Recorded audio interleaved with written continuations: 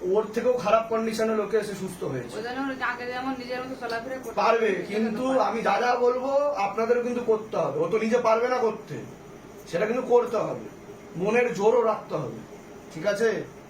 এতদিন তো অনেক জায়গায় ছোটাছুটি করলেন, ডাক্তারের কাছে তো গেছিলেন, পারেনি তো, পেরেছে কি?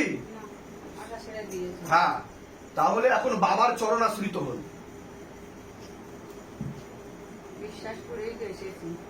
কৃপা হবে, যেখানেই বিশ্বাস সেখানেই নিঃশ্বাস। উঠে বসার না আমাকে। না, ঘাটটা তুলুন তাহলেই হবে, ঘাটটা তুলুন।